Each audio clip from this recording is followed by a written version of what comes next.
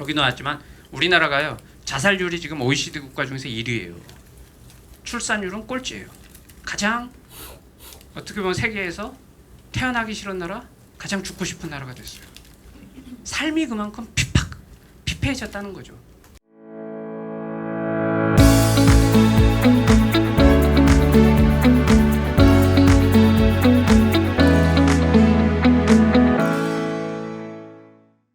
안녕하세요. 저는 제주대학교 법학전문대학원 신용인 교수라고 합니다.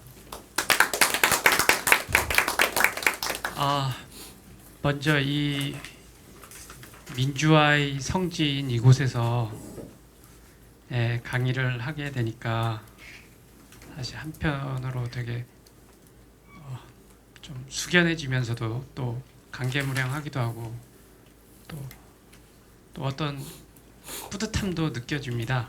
그래서 오늘 제가 강의할 내용은 이제 헌법, 민주사회와 헌법이라는 주제로 이제 의뢰를 받았는데, 헌법이 이제 조문이 이제 130개 조문이 있는데 그 중에서 1조, 그 중에서 1항, 제1조 1항에 대해서만 강의를 하려고 합니다. 제1조 1항이 내용이 뭐냐면은 대한민국은 민주공화국이다. 사실은 광주 민주화운동, 민주화를 위해서 목숨까지 바쳤던 그 운동이잖아요. 대한민국을 어떤 일궈나가는 과정, 우리가 꿈꾸는 민주공화국을 만들어가는 그런 과정 속에서 있었던 역사적 사건인데요. 여러분들 이제 대한민국은 민주공화국이다. 근데 민주공화국이 뭐냐? 이 부분에 대해서 한번 여러분들하고 좀 나누고 싶은데, 어쨌든 제1조 1항이 대한민국은 민주공화국이다. 그럼 대한민국은 어떤 나라냐? 민주와 공화 이념을 바탕으로 하는 나라겠죠. 그러면 민주는 뭐고 또 공화는 뭐냐? 이걸 한번 고민해 봐야 될 것 같은데, 사실 이게 그렇게 간단하진 않습니다. 민주공화라는 게. 뭐 예를 하나 든다면은요, 북한 같은 경우도 나라 이름이 조선민주주의 인민공화국이에요. 북한도 보면은 민주주의가 들어가고 공화가 들어가요. 그러면은 대한민국도 민주공화국, 북한도 민주공화국. 뭐 우리가 이렇게 분단해서 갈라서 싸울 필요가 있겠어요? 정치 체제가 같은데, 지향하는 바가 같은데. 근데 여러분들 우리가 같나? 이런 생각이 들잖아요. 그러니까 민주라는 말과 공화라는 말은 사실은 굉장히 어떤 좋은 정치 체제의 대명사처럼 쓰였기 때문에 여기저기서 다 활용을 했어요. 그러니까 막상 민주가 뭐고 공화가 뭐냐에 대해서는 이게 생각보다 트릿하고 간단하지 않아요.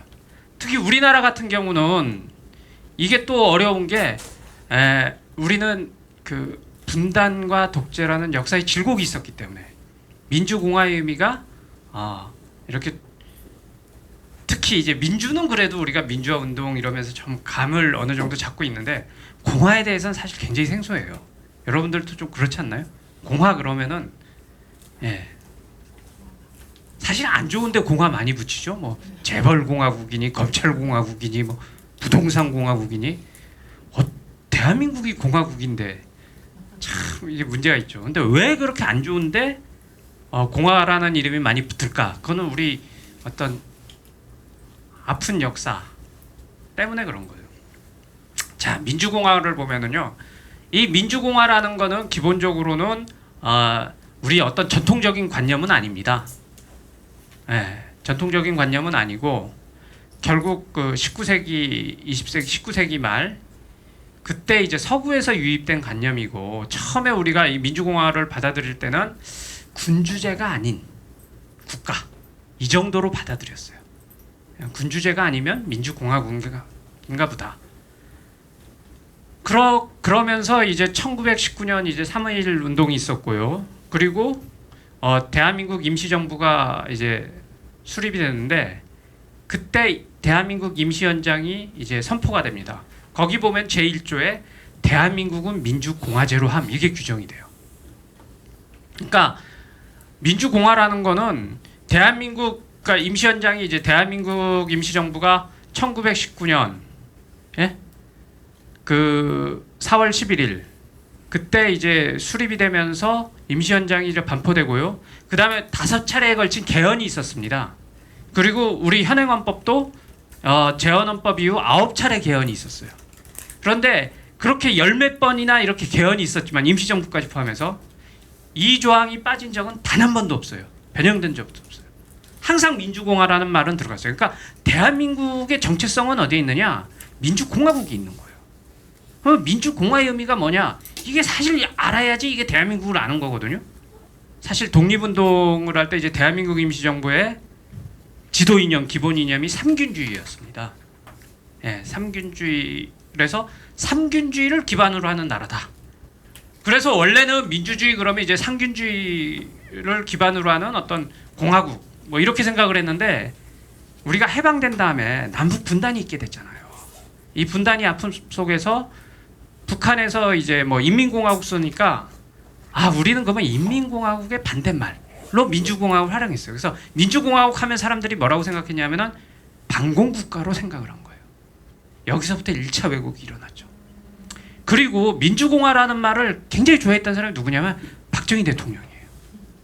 박정희 대통령이 만든 정당 이름이 뭐죠? 민주공화당입니다. 약칭공화당. 민주공화를 박정희 대통령이 엄청 좋아했어요. 근데 박정희 대통령이 생각했던 민주공화는 어떤 거였냐? 이런 거였어요. 일단 반공국가, 경제성장 위주로 하는 국가, 그리고 총화단결. 이런 식으로 민주공화를 갖다 왜곡시켜 나갔고요. 사실 그 박정희 대통령이 이제 그 흉탄에 맞고 쓰러지고 난 다음에 한동안은 민주공화는 그 기피 언어였어요. 특히 이렇게 진보 지식인들한테는 민주공화 그러면은 너무 싫어했어요.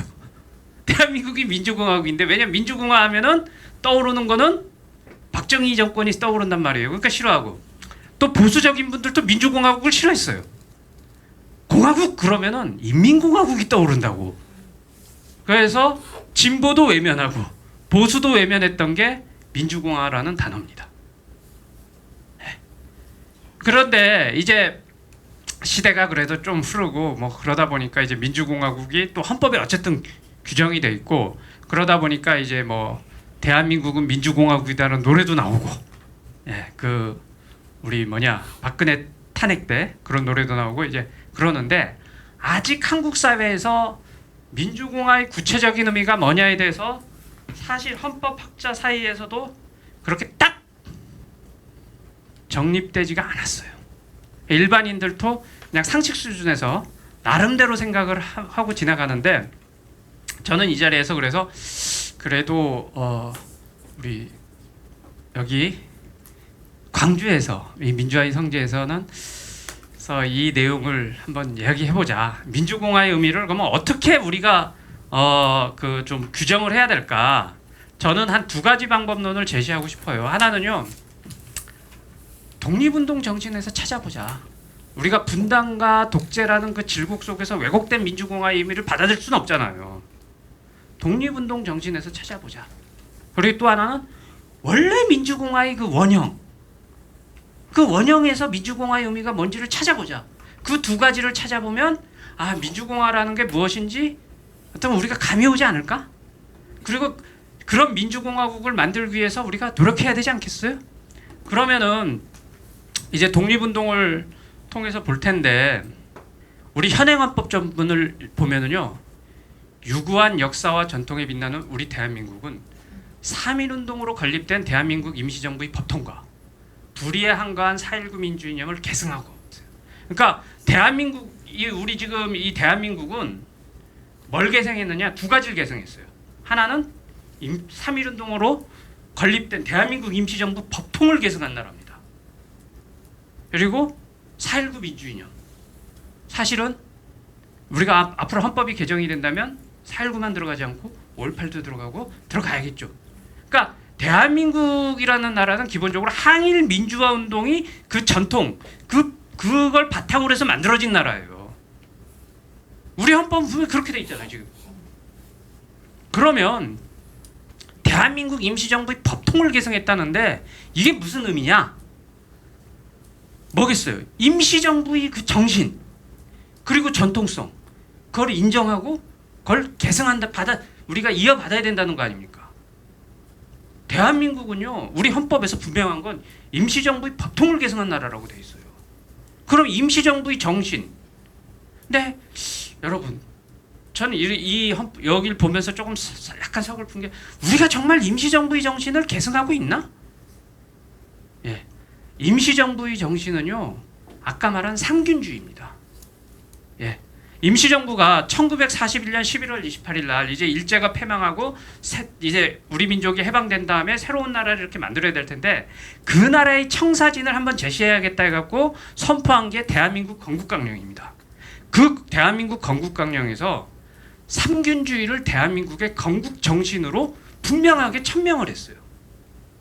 그러면 자, 우리는 임시정부의 법통을 계승한 나라죠. 근데 임시정부에서 건국강령으로 천명을 한 그 정신은 대한민국의 건국정신 아니겠어요? 예? 그 정신이 바로 삼균주의다. 그러면은 바로 우리는 삼균주의를 인정하고 이어받아야 할 의무가 있죠. 그 의무는 헌법 전문에 나와 있기 때문에 헌법적 의무예요. 참, 네, 이것도 참 여러분 뭐 얘기하면 많이 가슴이 아프죠. 예, 우리가 분단과 독재의 질곡 속에서 다 잃어버렸어요. 특히 임시정부 아시겠지만 임시정부는 해방 후에 그 분단을 방대하고 통일정부를 수립하겠다고 끝까지 고집하다가 정치적으로 몰락해버립니다. 그리고 조소왕 선생, 상균주의를 정립한 조소왕 선생은 6.25 때 납북이 돼요.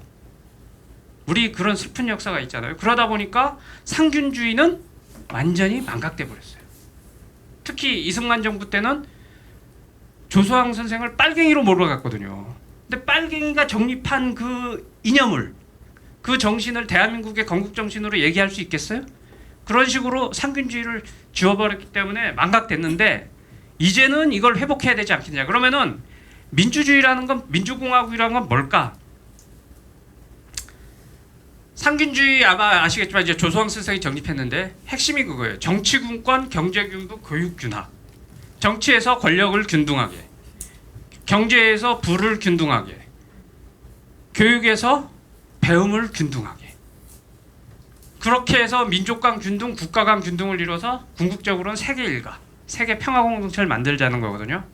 그러니까 민주공화국을 상균주의 관점에서 보면 뭐겠어요? 정치생활 영역에서는 주권자인 국민이 누구나 권력을 자유롭고 평등하게 누릴 수 있어야겠죠. 행사할 수 있어야겠죠. 우리는 주권자잖아요. 경제생활은 어떻게 했어요? 빈부격차 없이 모든 사람이 고루 잘 사는 사생활을 만들어야겠죠. 교육생활은 어떻게 했어요? 교육 균등한 기회 줘야 되고 학벌 차별이 없는 사회. 예. 그런 사회를 만들어야죠. 그러면은 우리의 어떤 이 독립정신, 독립운동 정신에 비춰볼 때 민주공화국은 뭐냐?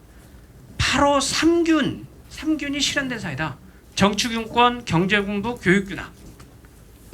그러면 우리 현실이 그런가? 예. 멀죠. 거리가 멀죠. 자, 우리 그러면은 민주공화국을 우리 독립운동 정신, 특히 우리 헌법이 어쨌든 간에 대한민국 임시정부의 법통을 계승한 나라라고 했기 때문에 민주공화국은 이 상균주의에 입각해서 정립하는 게 맞다. 이렇게 저는 생각을 해요. 그럼 원래 그 민주주의, 공화주의 그 뿌리로 한번 가보자. 뿌리로 가서 민주주의가 뭐고 공화주의가 뭔지를 한번 보자. 예, 민주주의 뿌리로 가게 되면요, 고대 그리스, 폴리스, 도시국가로 가게 됩니다. 폴리스로. 그들이 자기네 나라 정치 체제를 뭐라고 불렀냐면 데모크라티아라고 불렀어요. 데모크라티아가 지금 영어인 데모크라시의 어원이 되는 거예요. 그리고 이 데모크라시를 우린 민주주의라고 다시 번역을 한 거고. 그러니까 원래 민주주의는 이제 고대 그리스 폴리스의 그 데모크라티아라는 정치 체제를 일컫는 말이었어요. 그러면 데모크라티아가 무슨 뜻이냐? 여기도 나왔듯이 데모스와 크라테인의 합성어예요. 데모스는 인민, 시민, 뭐 민중 이런 뜻이고 크라테인은 통치, 권력 이런 뜻이에요. 그러니까 민주주의는 뭐예요? 시민의 통치죠. 여러분들 공감하시잖아요. 민주주의는 시민의 통치입니다. 그래서 아리스토텔레스 같은 그리스의 이제 대표적인 철학자죠. 이렇게 말을 했어요. 시민이란 번갈아 가면서 통치하고 통치받는 사람이다. 자, 여기서 저는 이런 질문을 가끔 던지는데 우리 대표님 시민 맞습니까? 노예예요, 시민이에요? 시민이라고. 예, 시민이죠. 고대 그리스에서는 노예가 있었고 시민이 있었거든요. 노예는 통치에서 제외됐습니다. 통치에는 시민만 했어요. 그러면 대표님께서 지금 통치하고 계신가요? 그런 느낌은 없죠. 예. 노예구만 노예. 여기서 사실 많은 사람들이 우리는 지금 노예라고 생각, 우린 뭐 신분제도 폐지됐고 다 주권자고 시민이죠. 근데 통치하느냐 그러면은 갸우뚱그러죠. 왜냐? 원래 고대 그리스에 원래 이 그 민주주의가 적용된 게 아니라 우리는 지금 대의민주주의라는 약간 변형된 체제예요. 그래서 대의민주주의를 하다 보니까 원래는 시민이 통치해야 되는데 시민이 선출한 대표자가 대신 통치를 합니다. 대통령이나 국회의원이나 광주 같은 광주시장, 뭐 광주 시의원 이런 사람들이 통치를 하지 일반 시민들은 통치에서 제외됐어요. 네, 그래서 이게 그러다 보니까 시민이 통치가 아닌 엘리트의 통치로 변질이 됐죠. 그렇죠? 이게 우리 현실이에요. 그래서 이런 대의제를 갖다가 루소라는 지금부터 한 250년 전 철학자가 이렇게 비판을 했어요. 이제 영국의 그 대의제를 비판하면서 시민은 선거 때만 주권자 노릇하고 선거가 끝나면 다시 노예가 된다. 이거 옛날 소리인가요? 지금도 공감할 수 있는 소리인가요? 네. 그래서 사실 현대 정치학이나 또는 헌법학에서도 이게 가장 큰 과제예요. 아니 민주주의 시민이 통치라고 하는데 시민이 소외됐잖아요. 시민이 배제됐어. 그러면 그 소위 대표자라는 사람들이 정말 시민의 뜻을 반영해서 잘 하느냐? 그것도 아닌 것 같아. 요즘 정치판 보면은 답 없죠. 답 없는 상황이잖아요. 이걸 어떻게 극복할 것인가 이제 고민이죠. 그러면 이와 관련돼서 조금 약간 심도 있게 들어가서 우리가 정치가 무엇인지, 특히 정치의 목적이 무엇인지를 잠깐 읊어보고 갑시다. 정치라는 거는요, 뭐 서구에서는 공동선을 실현한다고 보통 이야기를 해요. 정치의 목적은. 근데 이 공동선이 이제 코먼 굿인데 이 굿이라는 게 선이라는 게 우리는 정신적인 것만 의미하지만 이 서구는 선이 이 굿이라는 게 물질적인 것도 포함됩니다. 그러니까 정신적인 것 플러스 물질적. 그래서 굿 그러면 재화를 의미하기도 그러거든요, 영어로. 그래서 이 공동선이라는 거는 결국은 공동의 물질적인 것. 이걸 정의롭게 배분하는 게 공동선이에요. 그럼 정치는 뭐냐? 개인이 것은 자기 것은 자기가 알아서 자기가 쓰면 되지. 근데 공동의 것은 지멋대로 누군가가 소수가 지멋대로 쓰면 안 되잖아요. 그건 정의롭게 잘 배분해서 정의롭게 이렇게 사용될 수 있어야 되잖아요. 이게 그러면 어떻게 하면 이걸 정의롭게 배분할 거냐? 이게 바로 정치의 핵심이에요. 그러면은 어떻게 할 거냐도 중요하지만 또한 더 중요한 건 뭐냐면 누가 배분할 결정권을 갖느냐. 이게 핵심이거든요. 그와 관련돼서 전통적으로 세 가지 입장이 있습니다. 첫째는 군주정. 이건 한 사람의 엘리트가 다 결정하는 거예요. 우리 공동의제와 이거 이렇게 나눌 테니까 니네 이렇게 가져. 귀족정. 소수의 엘리트가 결정하는 거예요. 민주정은 뭐냐? 모두가 함께 결정합니다. 그래서 우리가 민주정을 좋아하는 거예요. 그런데 이게 원래는 그래서 민주주의가 뭐냐면요, 모두가 함께 결정하는 시스템이 민주주의예요. 원래는. 그래서 그걸 원형 민주주의라고 그래요. 그래서 그 원형 민주주의에서 민주주의 본질이 뭐예요? 모두가 함께 결정하는 거지. 결정하는 것이 그게 통치의 핵심이거든요. 그러니까 시민의 통치가 그대로 구현되죠. 그래서 지금 우리는 이 결정권을 뺏겼잖아요. 그걸 그 몫이 없는 자들이라고 표현을 하는데 목 없는 자들이 아니라 그 목을 찾는 것, 갖는 것. 그래서 이 원형 민주주의는 기본적으로 집정 민주주의하고 연결됩니다. 고대 그리스에 보면은요, 민회가 열려서 물론 이제 여성이나 노예가 제한됐다는 건 그런 한계는 있지만 어쨌든 간에 성년 남자면 누구나 참여할 수 있었고, 또 하나는 추첨제예요. 민주주의 핵심 요소가. 고대 그리스에도 처음에는 이제 왕정을 무너뜨리고 선거제를 실시했더니 돈 많고 사회적 지위가 높은 사람들, 귀족들이 다 해먹는 거예요. 소위 엘리트가 다 해먹어. 우리는 그것 좀 당연하게 여기죠. 근데 고대 그리스 사람들은 그렇게 생각 안 했어요. 민주주의라며. 민주주의는 뭐예요? 똑같이 권력을 누리는 거 아니야? 근데 왜 공직을 니네들만 다 해먹어? 그러면 어차피 그 민회, 누구나 참여하는 민회 말고는 소수의 사람들이 공직은 제한될 수밖에 없잖아요. 그러니까 고대 그리스 사람들 생각한 게 제 뽑자 그래 버린 거예요. 제비 뽑고 대신 단임, 임기도 짧게 하고, 그래서 가능한 한 누구나 한 번씩은 해먹을 수 있도록. 그래서 추첨제. 그래서 고대 그리스 사람들은 선거제는 귀족정으로 봤어요. 네. 근데 이거 원칙적으로 이런 거는 작은 공동체에서 가능하겠죠. 이렇게 원래 민주주의라는 건 시민이 통치라는 게 이제 통념이었어요. 근데 이제 중세 이후에 이제 다시 이제 근대로 오면서 민주주의가 이제 부각이 됐는데, 그때는 시스템이 바뀌었지. 이미 국민국가 시대로 들어서고 뭐 수백만 수천만이 인구가 되고 거대 국가 되니까 어떤 식으로 바꿨냐면은 민주주의 본질이란 건 시민의 통치가 아니다. 시민의 선거다. 대표자들을 시민이 손으로 뽑는 게 민주주의 핵심이다. 이렇게 관점을 바꿔놓고 만든 게 대의제예요. 대의제는 철저하게 능력주의를 전제하죠. 아무나 안 뽑잖아요. 여러분들 원하면 대통령 되고 국회의원 할 수 있습니까? 없어요. 택도 없잖아요. 저도 뭐 대통령 하고 싶고 국회의원 하고 싶지만 안 돼요. 꿈도 꾸지 말아야 돼. 제비 뽑기면은 한번 시도해볼 만하죠.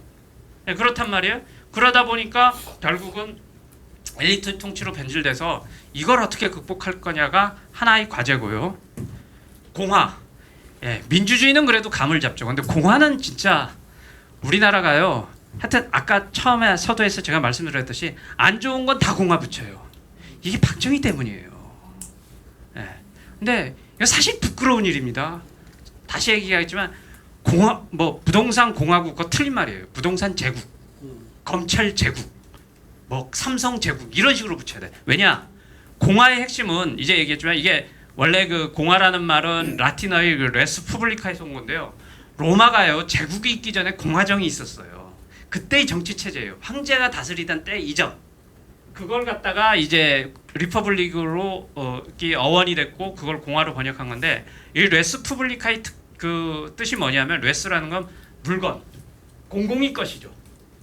그리고 푸블리카, 공공의 것가 이게 뭐냐면 이 공공의 것이 모두의 것이 되는, 그게 공화의 의미예요. 그러니까 특정 개인이나 특정 계급의 나라가 아니라 모두의 나라가 공화국입니다. 그러면 어떻게 하면 모두의 나라를 만들 것이냐? 공산주의하고 공화주의는 다릅니다. 공산주의는 모두의 것을 만들기 위해서 사유재산제를 폐지하고 공동소유로 바꿔버리잖아요. 근데 공화주의는 사유재산제를 인정합니다. 그럼에도 불구하고 모두의 나라를 만들 수 있는 방법을 뭘 얘기하냐면은 바로 지배를 철폐하는 거예요. 엄청난 사상입니다. 공화주의 핵심은 뭐냐? 지배로부터의 자유예요. 어느 누구도 지배당하지 않을 때, 그럴 때 모두의 나라가 될 수 있다고 봅니다. 그러니까 아까 말했듯이 부동산 공화국, 이거 검찰 공화국 말이 안 되는 소리죠? 검찰 공화국 하면 우리 박수 쳐야 돼요. 검찰이 지배가 없는, 모두가 평등한 세상의 검찰 공화국 아니에요. 그거 박수 쳐야 되는 거 아니에요? 검찰 제국이라는 말이 오히려 더 물론 검찰에 계신 분들은 싫어할 수도 있겠지만, 그래서 공화의 핵심은 그 지배로부터 자유, 특히 권력과 자본이 지배로부터의 자유가 공화의 핵심이에요. 그렇게 하기 위해서 우리는 정치에 참여하는 겁니다. 어쨌든 그런데 우리 현실을 봅시다. 공화는, 그러니까 이 민주공화라는 게 원형을 보면은 진짜 멋져요. 시민의 통치가 이루어지는 나라, 지배로부터 자유로운 나라, 어느 누구도 지배당하지 않는 나라, 유토피아죠. 사실 상균주의하고 그건 맞아요. 상균주의가 그런 나라를 꿈꿨기 때문에 정치분권, 경제분권, 교육분지를 외친 거 아닙니까? 독립운동가들이 바로 이런 나라를 꿈꿔서 자기 모든 것을 바치며 치열하게 독립운동한 거 아닙니까? 바로 그것을 바탕으로 해서 대한민국이 만들어졌잖아요. 그러니까 우리는 어때요? 바로 이런 나라를 우린 만들어야 될 의무가 있죠. 근데 우리 현실은 여기 나와 있듯이 여러분들 어때요? 대한민국이 정말 지배가 없는 나라 같아요? 아니요. 아니죠. 네. 대한민국은 정치적으로는 아주 고도의 중앙집권 체제에다가 대통령이 엄청난 권력이 집중돼 있잖아요. 우리 실감하잖아요. 대통령이 바뀌니까 세상이 진짜 바뀌더라고요. 와, 말이 안 돼요. 이 한 사람이 바뀌었다고. 국회도 국회까지 바뀐 게 아니라 국회에서는 야당이 지금 다수당이잖아요. 국회 권력은 야당이 갖고 있어요. 그럼에도 불구하고 대통령이 바뀌니까 세상이 바뀌는 것 같아요. 이 정도로 집중된 건 문제가 있죠. 경제 뭐 더 말하지 않겠습니다. 그래서 우리 한국에 뭐 슬프죠. 지금 한국이 사실은 되게 저력은 있어요. 우리가 선진국이잖아요. 선진국이에요. 그리고 뭐 3050 클럽에 들어간 나라기도 해요. 세계적으로는 지금 한국 존경받습니다. 특히 유럽 사람들이 그렇게 한국을 존경해요. 왜냐하면 그 3050 클럽에 지금 전 세계에서 7개 나라밖에 없어요. 이 3050이 뭐냐면 국민소득 3만 불 이상, 인구 5천만 이상. 이게 7개 나라밖에 없어요. 미국, 영국, 일본, 독일, 프랑스, 이탈리아, 그리고 한국. 근데요, 나머지 6개 나라는 다 제국주의 국가였습니다. 한국만 식민지 지배를 받았어요. 거기다가 분단위 아픔도 있었어. 한국 전쟁도 벌어졌잖아요. 내전도 있었죠. 독재의 질곡도 있었죠. 고통이란 고통은 다 당한 민족 그 나라에서 3050에 들어가니까 유럽 사람들이, 서구 사람들이 경의를 표해요. 이럴 수가 있느냐. 그렇게 매력적이긴 하지만 우리가 또 내부로 들어가 보면은 문제가 많죠.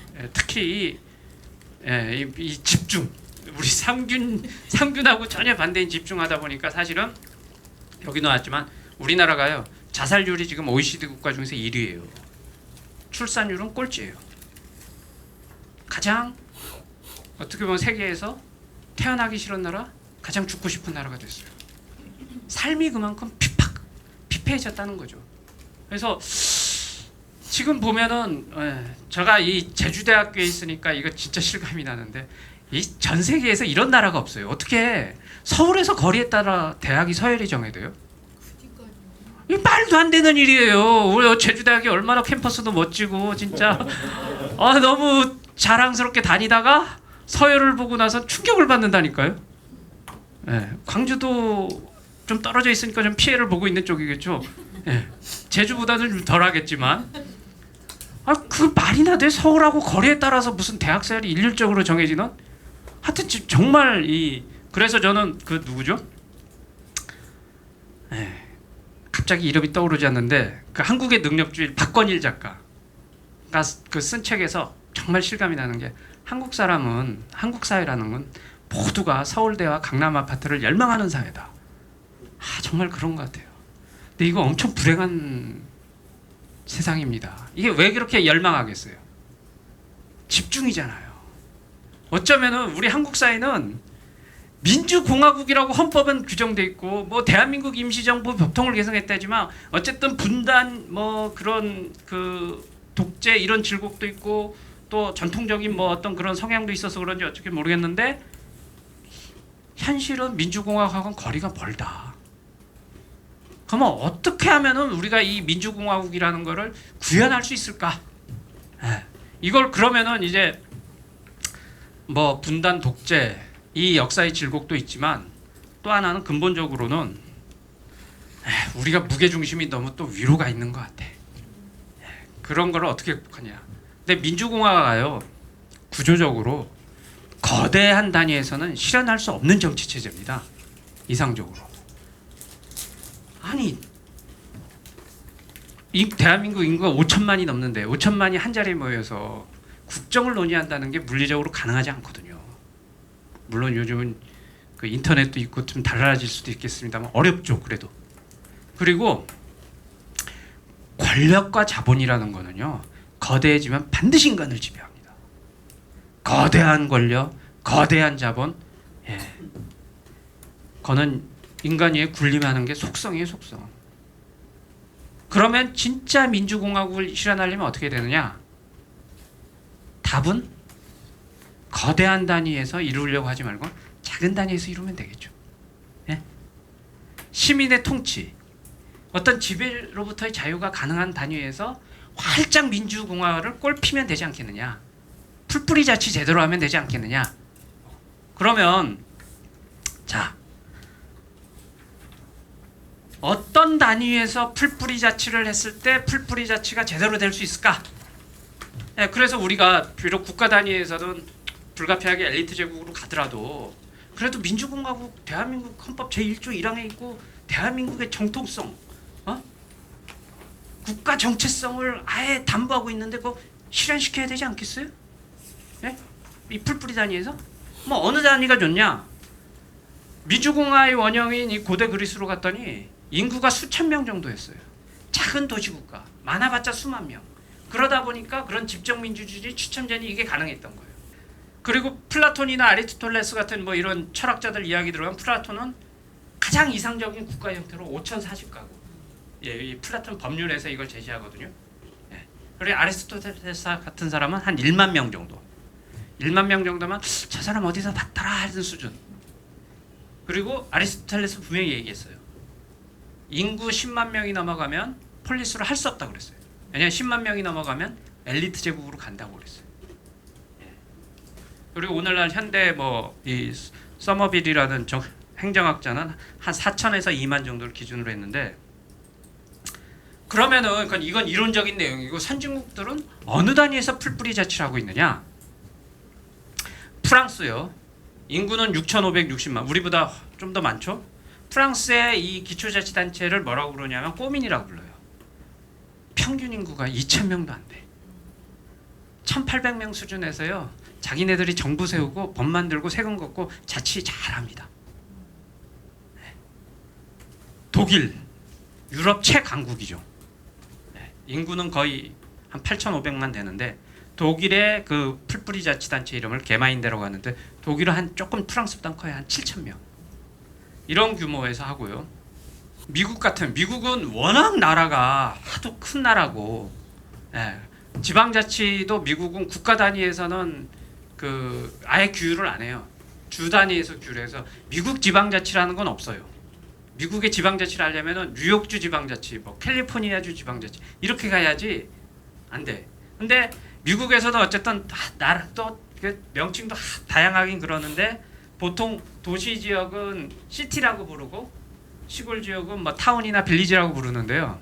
한 도시 지역은 한 15,000 내외 평균, 타운 지역은 한 1,000에서 2,000. 요 정도에서 지방자치를 합니다. 그래서 평균 따져 보니까 한 7,700명 정도. 그리고 전 세계에서 풀뿌리 자치가 가장 발달한 나라가 스위스예요. 스위스는 인구는 800만밖에 안 돼 조그만 나라인데 그 풀뿌리 자치단체를 꼬민, 뭐 이건 꼭 꼬민이라고는 하지 않고, 왜냐면 스위스는 프랑스어권, 독일어권, 이탈리아권 또 이렇게 해서 한 4개권으로 나눠지는데요. 프랑스 지역은 꼬민이라고 그러고, 예, 독일 지역은 게마인데라고 부르고 뭐 이렇게 불러요. 근데 평균 한 4,000명입니다. 4,000명에서 이제 지지고 볶고 하는 거예요. 그게 이제 서구 현실인데, 예, 왜 이 서구에서 자치 규모를 이렇게 1만 명이 넘지 않는 수준에서 풀뿌리 자치를 했느냐? 그래야지 뭔가 시민이 통치가 제대로 구현되지 않겠냐. 크면 안 된다. 이런 생각을 한 거예요. 그럼 우리나라는 어떠냐? 한국은요, 예, 우리는 여러분 아시다시피 시도, 시군구, 지방자치를 합니다. 근데 이제 기초자치, 풀뿌리 자치 이제 시군구잖아요. 평균 인구가 약 20만이 넘어요. 그러니까 우리는 풀뿌리 자치 단위에서도 엘리트의 통치가 불가피합니다. 그래서 광주도 뭐 지금 구가 몇 개 있잖아요. 예, 주민이 주인입니까? 아니잖아요. 구청장 아니면 구의원이 주인이죠. 그들이 지방자치지 무슨 주민이 지방자치예요. 그러니까 우리는 풀뿌리 단위에서조차 엘리트 통치가 관철되고 있는 나라예요. 제가 별 고민 없이 지내다가 이제 이런 헌법에 이 민주공화국을 좀 들어가면서 기가 막혔던 게 참 민주공화국을 현실적으로 잘 구현하길 다니는 제가 볼 때는 아무리 커도 읍면동을 넘으면 안 돼요. 읍면동도 벌써 평균 15,000명이나 돼요. 선진국에서 적지 않습니다. 그러면 대한민국이 진짜 민주공화국이라면 읍면동 단위에서 고도의 자치가 실현돼야 돼요. 그게 정상이잖아요. 네? 근데 놀라운 건 읍면동 단위는 자치 사각지대야. 자치가 없어요. 읍면동장 여러분 손으로 뽑습니까? 뭐 읍면동 이해가 있어요? 읍면동 어떤 민회가 있어요? 아무것도 없잖아요. 저는 사실은 이 사실을 발견하고 나서는 약간 충격을 받았어요. 와, 이럴 수가 있나. 대한민국 헌법 제1조 1항을 바꿔야겠다. 대한민국은 엘리트 제국이다. 그렇잖아요. 대한민국은 민주공화국이다 이러놓고서 정말 민주공화국을 실현할 수 있는 단위에서는 아무것도 없어요. 그리고 더더욱 문제는 문제의식도 없어. 민주화를 위해서 그렇게 투쟁을 했던 역사가 있는데 풀뿌리 단위에서 전혀 민주공화가 실현되지 않는 이 현실에 대해서 문제의식조차가 없는 게 우리 현실이에요. 그래서 저는 우리는 그러면은 구조적으로 무게중심이 위로 가 있고 우리 DNA가 그렇게 중앙집권에 각인돼 있기 때문에 안 되는 거 아닌가? 그러면 대한민국은 우리 국민은 태생적으로 민주공화국을 실현할 수 없는 그런 피가 흐르는 거 아닌가? 이런 절망감도 들었어요. 그래서 역사를 한번 공부해봤습니다.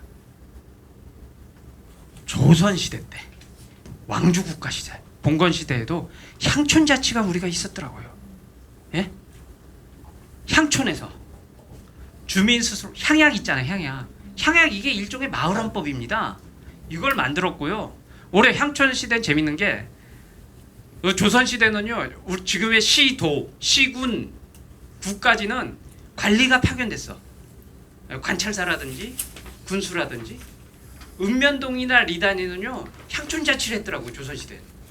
그래서 향약을 만들고 유향소를 구성해요.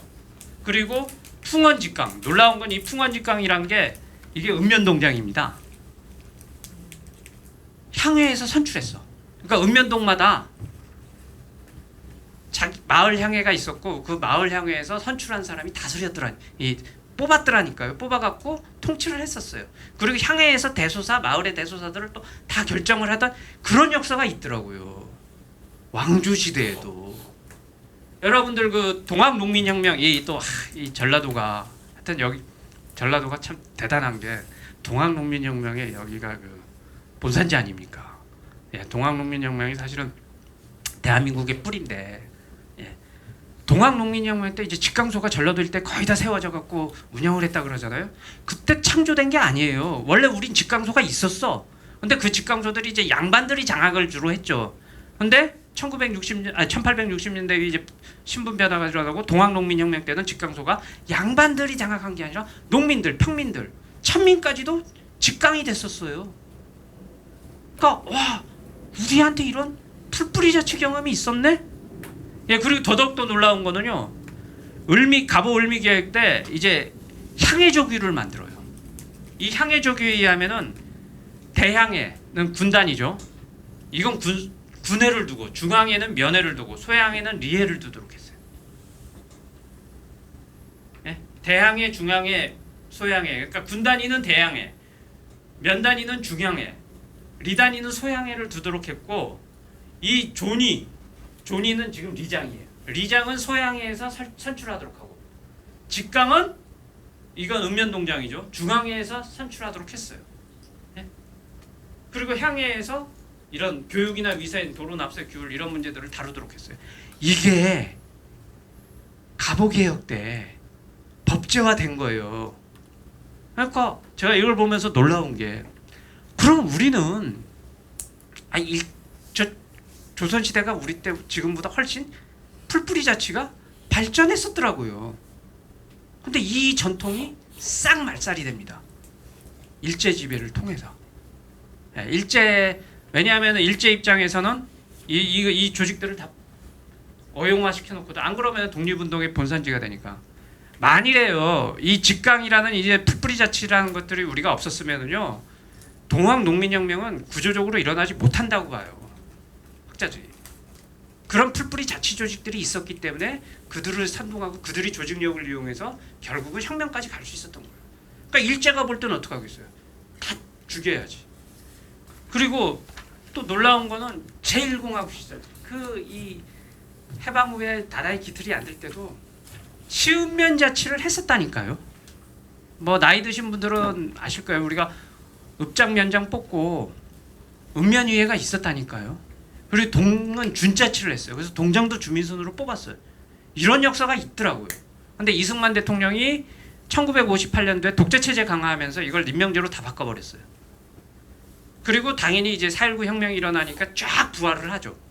부활을 했는데 박정희 대통령이 그 군사 쿠데타로 이제 집권을 하고 난 다음에 그분은 풀뿌리 자치 이런 거 싫어했거든요.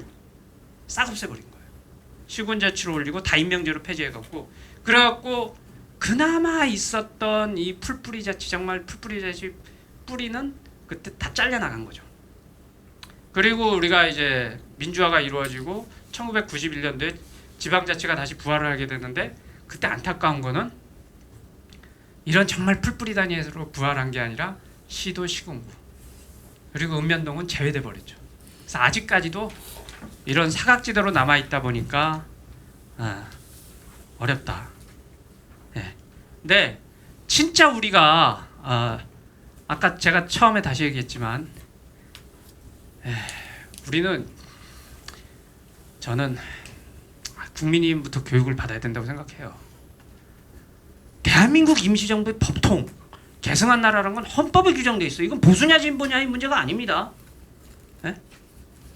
그러면은 임시정부의 정신인 그 상균주의를 우리는 계승해서 꼭 피해야 될 헌법적 의무가 있는 거예요. 그렇게 하려면 어떻게 되느냐? 읍면동 단위로 사실상 마을공화국이 만들어져야 될 정도로 고도의 자치권이 있어야 된다. 그래서 마을헌법 만들어 갖고서 마을정부, 마을기금, 마을대학 운영하자. 이래야지 그 상균주의가 21세기에도 구현이 되고 진정한 민주공화국이 되지 않겠냐. 그래서 읍면동마다 마을정부가 세워지면 정치분권이 이루어질 거고 이제 마을기금은 지금 좀 생소하게 들리신 분들이 있을 텐데 나중에 기회 된다면 이 부분에 대해서도 따로 강의를 할 수 있는 기회가 있다면 말씀을 드리고 싶은데요. 중요한 거는 마을기금이 전 제일 중요하다고 봐요.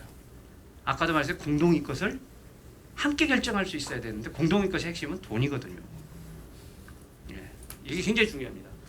그리고 이제 뭐 마을대학 저는 꿈이라면은 읍면동마다 다 이제 그 마을대학이 세워져서 대부분 그냥 마을대학 가서 그리고 마을기업에 취업해서 사는 세상을 꿈꿔요.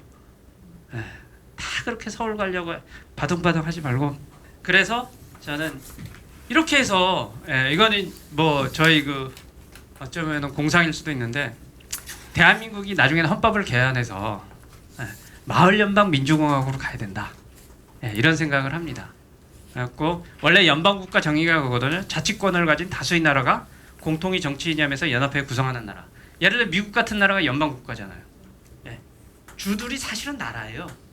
그들이 뭐 미국이면은 뭐 미국의 이념을 갖고 구성한 거니까 우린 자치권을 가진 3,500개 읍면동 마을공화국이 민주공화라는 이념이 있으니까 그 기념을 통해서 마을연방 민주공화국 만들면 어떨까? 그러면은 진정한 어떤 민주공화국이 되지 않을까 이런 생각을 합니다.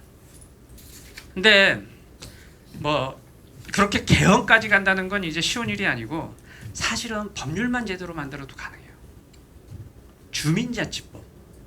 주민자치법이 제대로 만들어지면 저는 풀뿌리 자치 구현될 수 있고 민주공화국도 어느 정도 실현될 수 있다 그러는데 그래서 주민자치 사실 우리 주민자치회가요 광주에서도 지금 시범 사업을 하고 있을 텐데 이게 사실 굉장히 놀라운 제도입니다.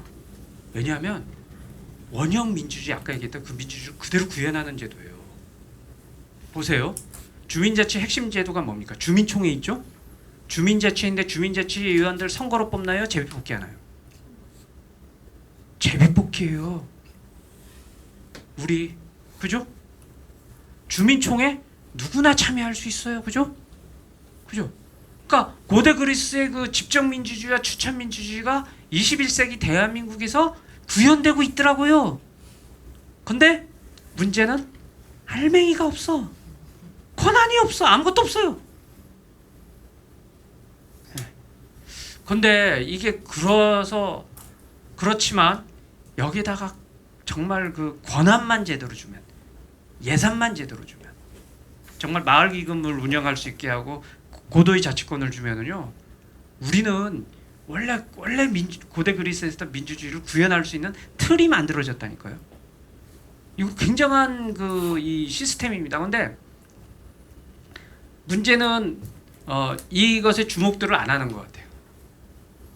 그리고 권한을 또 정치권에서 안 줘. 근데 저는 결국 권한을 받는 거는 제도거든요. 제대로 된 주민자치법이 만들어지면 정말 대한민국이 진정한 민주공화국으로 가는 이게 큰 교두보가 될 것이다. 그래서 이걸 주창을 하는데 아직 언론에서도 관심을 안 갖고 아직 일반 시민들한테는 이런 내용들이 전달이 안 되고, 그래서 여기 계신 분이라도 이제 여기 그 민주교육 네트워크잖아요. 정말 이 주민자치법 이거 관심 가져야 됩니다. 그리고 법을 바꾸려면 국회를 가야 되는데 정 안 되면 조례를 바꾸면요 아주 불안전하게만 할 수 있어요. 전 조례를 바꿔서 이것만 집어넣으라고 어디 가서 꼭 얘기를 하는데, 근데 일단은 주민자치회에 좀 건강한 사람, 근데 광주는 정말 하기 좋을 것 같은데, 조례를요 저는 어떤 생각을 하냐면 주민자치회가 별게 아니라 정말 주민의 삶의 질을 높이는 걸 해야 돼요.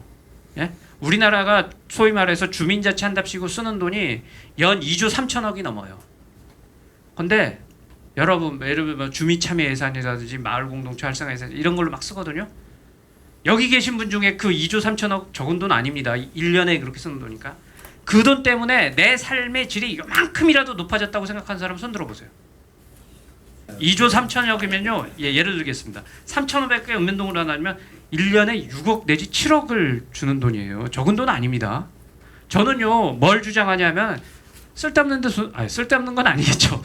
나름대로 유용하게 쓰지만 저는 아예 그 6억 갖고 7억 갖고서 부동산을 사게 해라. 그리고 집 없는 사람 영가로 제공해라. 그래 나오는 임대 수익 있는 거는 주민들한테 용돈 쓰라고 나눠줘라. 가능하잖아요. 그게 6억 7억이면 누적되면 막 60억 70억 됩니다. 100억 이상 자산돼요. 단 몇 명이라도 가면 실질적으로 집 걱정 안 하고 살 수 있잖아요. 이것만이겠습니까? 하다 보면 정말. 근데 그렇게 우리는 못해요. 왜 못하냐? 할 수 있는 제도가 없어. 그러니까 풀뿌리 자치를 해서 자치 핵심은 뭐냐? 자산이 있어야 돼요.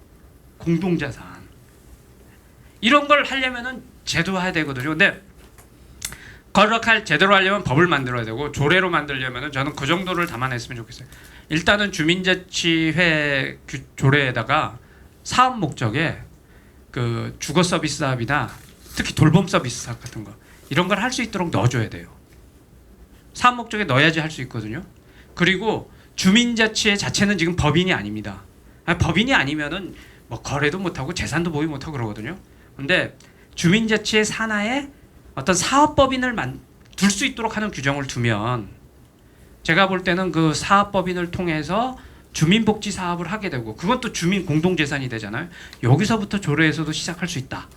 그리고 그거 성과 있으면 결국은 법을 바꿔서 정말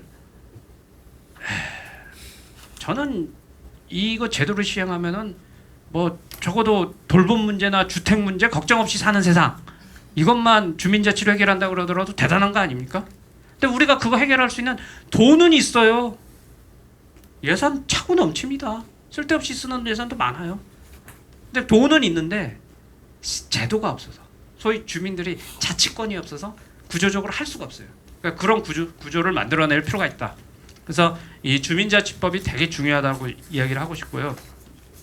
그리고 이제 지금까지는 원형 민주주의 원래 풀뿌리 자치를 이루어야 된다. 근데 그럼 국가 차원에서는 그냥 놔둘 거냐? 국가 차원에서도 저는 개혁이 필요하다고 봐요. 국가 차원에서 개혁은요. 일단은 대의제를 전제로 할 수밖에 없는데, 그러니까 저는 마을 단위, 풀뿌리 자치 단위에서는 대의제가 아닌 원형 민주주의, 집정 민주주의와 추첨제로 가야 된다고 봐요. 근데 국가 단위나 뭐 지자체라도 큰 단위에서는 대의제가 불가피해요. 그래서 처칠이 이런 말 했잖아요. 민주주의는 최악의 제도이나 이보다 나은 제도가 없다. 저는 국가 차원에선 그런 것 같아요. 국가 차원에선 그런 것 같아서 사실 대의제라는 게 뭐 솔직히 말해서 이게 무슨 민주정입니까? 엘리트정이지. 국민이 우리가 좀 참 너그러운 마음으로 봐주고 있는 거지 이게 솔직히 민주정입니까? 대의제는 엘리트정이지. 그러나 어쩔 수 없다. 그렇게 되면은 핵심은 뭐냐? 대의제의 핵심은 선거하고 정당이에요. 선거 제도가 제대로 구비돼야 되고요. 정당이 정말 민주적인 정당으로 가야 돼요. 민주적으로 정당으로 가려면 공천권이 시민한테로 가야 돼요. 특히 이 우리나라 같은 경우는 이제 전라도, 경상도 이쪽은 사실상 정당 선택권이 사실상 엄청나게 제약돼 있죠. 그러면은 공천이라도 정말 시민이 손에 의해서 제대로 이루어지고 있나요? 아니죠. 저는 그러니까 이게 풀뿌리 차원에서도 문제지만 국가 차원에서도 정말 이 공천권 그리고 선거제도 지금 어때요? 양당이 다 해먹도록 구조가 돼 있잖아요. 소수의 목소리, 다양한 목소리가 반영되지 않고 있잖아요. 그래갖고 맨날 진영 논리로 서로 싸움박질만 하고 이런 거를 사실 개혁해야 된다. 그래서 선거개혁, 공천혁명 이거 엄청 중요하다. 뭐 강론까지는 얘기를 안 하겠습니다. 근데 이게 또 다 법을 바꿔야 돼. 그래서 참 다시 한번 민주혁명이 필요한 때인지도 모르겠고요. 그리고 조금 더 간다면은 사실 우리 한국 사회가 워낙 권력이 이렇게 집중되는 시스템이다 보니까 대통령은 대통령한테 모든 권력이 가 있고 또 국회만 하더라도 거대 양당이 거의 장악하잖아요. 그러다 보니까 대결과 적대의 정치로 막 일관을 해. 서로 정말 치고받고 싸움박질해. 근데 실제로 이 아랜드 레이파트라는 그 이제 비교 정치학자인데 세계적인 이분이 세계 36개 민주주의 국가 대한민국도 포함시켰어요. 쫙 분석을 해봤더니 이 다수제 우리 같이 이렇게 권력이 집중된 시스템보다는 분산된 시스템이 훨씬 더 민주적일 뿐 아니라 효율성도 좋더라. 이런 걸 입증을 했어요. 그래갖고서 그 이런 분점 어떤 분권 상생 이런 쪽으로 가야 된다. 그렇게 하기 위해서는 이제 장기적으로 본다면은 당연히 이제 아까 말했듯이 마을 원권적 연방 국가뿐만 아니라 지금 너무 우리나라는 대통령이 세요. 근데 이게 제도적인 면도 있지만 또 우리 문화 풍토도 문제인 것 같긴 한데 어쨌든 간에 지금 너무 행정부로 집중돼 있는 걸 행정부하고 입법부 균형을 좀 갖춰야 될 것이다. 그리고 당연히 양당제를 다당제로 바꿔야 되고요. 또 단원제의회를 양원제의회로 바꾸는 것도 생각해야 된다. 특히 이 양원제의회가 필요한 것 중에 하나는 사실은 지방분권 제대로 하려고 하면요, 그 지방을 대표할 수 있는 의회가 있어야 돼요. 그러니까 예를 들면 미국 같은 경우도 양원제고요. 프랑스나 독일도 양원제죠. 그러니까 지방분권이 발달한 나라들은 대부분 왜냐하면 아무래도 국회라는 게 단원제로 가면은 중앙에 집중될 수밖에 없어요. 그래서 지방을 대변하는 그런 게 있어야 된다. 그리고 집정민주주의가 훨씬 강화해야 된다. 그래서 이렇게 가야 된다라고 생각을 하고요. 그래서 이건 어떤 장기 비전인데 시민의 역할을 잠깐 또 이야기를 한다면은 개인적으로 저는요. 국가하고 지자체에서는 단위에서는 시민이 어떤 역할을 해야 되느냐 참여는 하되 기본적으로는 파수꾼이 돼야 돼요. 그러니까 국가 단위에서는 엘리트 정치이기 때문에 정치인들이 메인이야. 거기 둘러리 되면 안 됩니다. 정치인들이 권력 투쟁에 시민들이 둘러리 노릇하면 안 돼요. 저는 뭐 지지 정당은 갖는다 하더라도 비판적 지지를 해야 된다고 생각해요. 그리고 자기가 지지한 정당이 못하면 다른 정당이라도 지지 표를 바꿔야 돼요. 그렇게 심판 노릇을 하지 않으면 어떻게 돼요? 정당이 부패하고 타락하죠. 엘리트 정치가 망가지게 돼 있어요. 그래서 이 대의민주주의 체제, 국가 단위에서는 대의민주주의가 관철될 수밖에 없기 때문에 여기서 시민의 핵심 역할은 뭐냐? 감시다. 그리고 더 정확하게 심판 노릇해야 된다. 그래갖고 제대로 못하는 거는 심판은 공정해야 되잖아요. 어느 한쪽에 치우치면 안 되잖아요.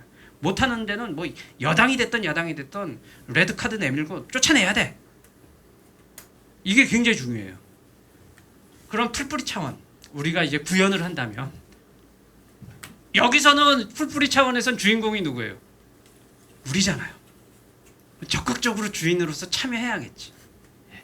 그래서 이런 두 가지 어떤 시민적 덕성이라는 게 국가 차원과 풀뿌리 차원을 나눠서 해야 되고, 지금 단계에서는 풀뿌리 차원은 우리는 없으니까, 이건 참 슬픈 일이지만 없으니까 이걸 제도적으로 구현하는 노력을 해야겠죠. 그러니까 여기 광주에서 민주화의 성지에서 강주에서 그 운동이 일어났으면 좋겠고요. 마무리를 하면서 한 말씀만 드리고 마무리를 할게요. 제가 그 아까 이야기를 쭉 할 때 전 세계에서 가장 그 분권이 잘 된 나라, 풀뿌리 자치 잘 된 나라가 스위스라 그랬잖아요. 스위스가요, 국민 소득이 10만 불에 가까워요. 우리보다 3배나 잘 살아요. 근데 거기 대학 진학률은 30% 내지 40%밖에 안 됩니다. 우린 80%가 넘는데 우리보다 3배나 잘 사는데 어떻게 대학 진학률이 그렇게 낮냐? 거기는 대학을 안 갔다고 해서 무슨 불이익이 없어요. 컴플렉스도 없어. 우리 같은 지자체 컴플렉스 이건 아예 없는 나라예요. 왜 그게 없느냐? 풀뿌리 자치가 워낙 잘 돼 있고 분권화가 돼 있으니까. 그래서 대학을 가고 싶은 사람만 가. 아, 나는 공부가 좋아, 이런 친구들 있잖아요. 난 공부 별로 관심 없어, 이러면 안 가. 안 가더라도 사회생활에 별 지장이 없어. 아무런 그 불이익이 없어요. 그런 나라인데, 그리고 환경 지수도 그러고도 굉장히 높죠. 행복 지수도 높고. 근데 스위스의 최고 전문가 중에 한 분의 우리나라의 안성호 교수님이라고 계십니다. 이분이 스위스 정치 제도에 관해서는 우리나라 최고 전문가거든요. 근데 그분하고 가끔 얘기할 때 제가 그분이 하신 말씀 중에 굉장히 인상적인 말씀이 있어서 제가 이 말로 마무리를 할까 하는데요. 저한테 그러더라고요. 자기가 스위스를 정말 오래 공부하고 연구하고 봤는데 보니까 우리 국민이 더 똑똑하더래요. 스위스 국민보다 우리가 낫대요. 아, 대한민국 국민들 저력 대단합니다. 근데 왜 스위스가 우리보다 그렇게 잘 사느냐? 스위스는 우수한 정치 시스템이 있기 때문이다. 정치 제도가 있다. 특히 스위스 풀뿌리 자치는 아주 우수하다. 거기서 효율성과 창의성이 나오면서 스위스의 어떤 기적이 원동력이다. 그러면서 그분이 하신 말씀이, 만일에 대한민국에서 풀뿌리 단위에서 스위스와 같은 생산적이고 창의적이고 어떤 정말 국민 주권이 실현되는 그런 정치 제도가 만들어진다면 우리 대한민국은 스위스보다 훨씬 잘 살 것이다. 그러면서 훨씬 평등한 사회를 만들어낼 것이다. 이 말씀을 하시더라고요. 그래서 우리가 정말 민주공화국을 제대로 구현해야 되지 않겠습니까? 독립운동의 정신을 계승하기 위해서라도, 원래의 그 민주공화국의 그 정신을 살리기 위해서라도, 그리고 우리 삶의 질을 대폭 높이기 위해서라도 민주공화국을 제대로 구현해야 된다. 이렇게 말씀을 드리고 마무리하도록 하겠습니다. 감사합니다.